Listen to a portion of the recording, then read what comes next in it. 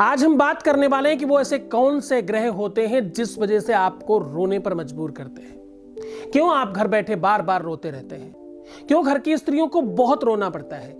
क्यों सारे के सारे दुख तुम्हारी ही नसीब में लिखे हैं?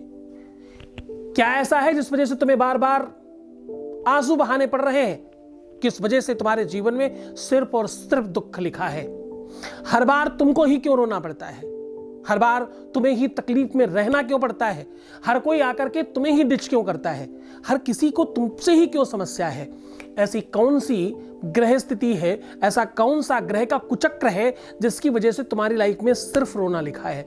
ऐसे कोई 24 घंटे नहीं जाते जिसमें तुम्हें रोना नहीं पड़े। तुम्हारी ही आंखों से बार बार अश्रुपात होने का कौन सा योग बन रहा है? ऐसा कौन सा कुयोग है, ऐसा कौन सा ग्रहों का कुप्रभाव है जिस वजह से आपको बारंबार रोना पड़ रहा है? रोने की आवश्यकता क्या पड़ती है?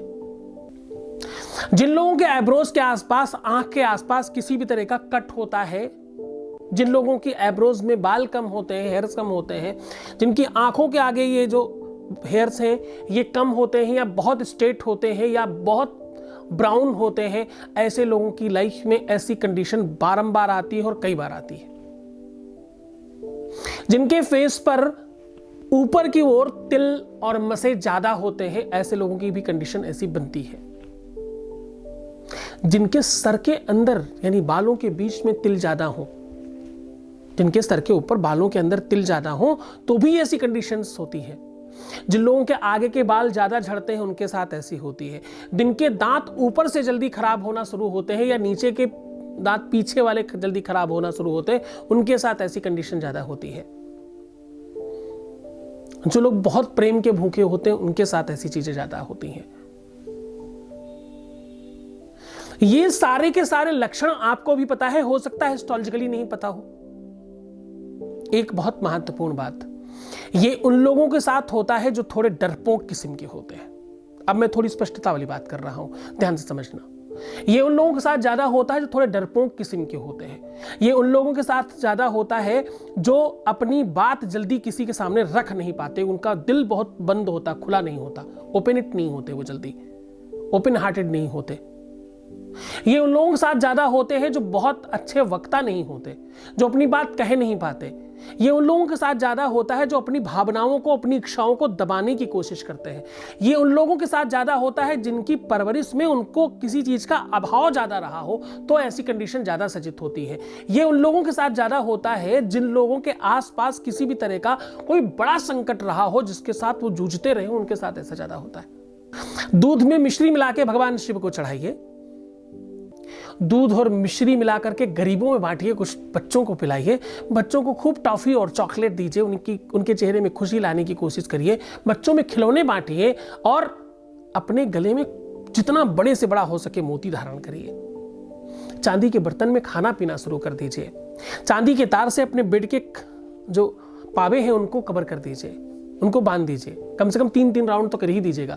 मुश्किल से 200-500 रुपए का खर्चा है, बहुत बड़ी बात नहीं है, ये किया जा सकता है, ये सामान्य बात है।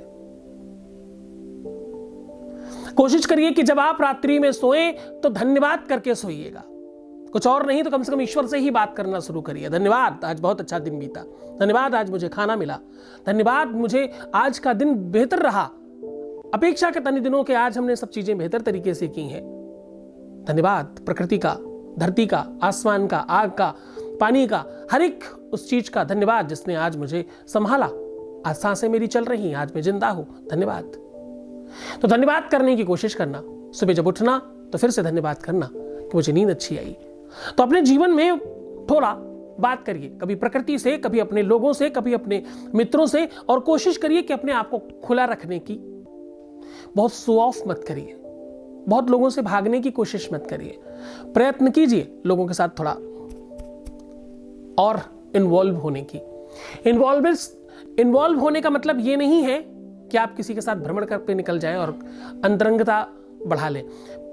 उसका सीधा मतलब है कि आप थोड़ा स्पेशल हो जाएं, अपनी बातें कहने की कोशिश करें, अपनी बातों को रखें। कोई और नहीं मिले तो शीशे के सामने खड़े होकर के भी बातचीत कर सकते हैं। ये भी एक तरीका है, ये भी एक ढंग है, ऐसा किया जा सकता है, ऐसा किया गया है बहुत बार। एक मंत्र बताता हूं, ओम चम चंद्रमशे नमः ऐसा कह के चंद्रमा को दुग्ध से अभिषेक कराने से या दुग्धार्घ देने से, जैसे आप सूर्य अर्घ देते हैं वैसे दूध से चंद्रमा का अर्घ कर सकते हो। ऐसा बार बार करते रहने से या हर सोमवार को या हर पूर्णिमा को करते रहने से ऐसी चीजों से पूरी तरह से निजात मिलती है। रात में दूध जरूर पीना चाहिए। कोशिश करें चांदी के बर्तन का इस्तेमाल करें। भगवान आपको खुशी दे। भगवान शिव की कृपा से ये हो सकता है, उनके माथे पे चंद्रमा है। भगवान शिव आपको खुशी दे, आपके जीवन में रुदणता, रोग और रोना समाप्त करे। रोना भी एक रोग है, ये जल्दी से समाप्त हो जाए ऐसी प्रार्थना करता हूं। शुभकामनाएं। धन्यवाद।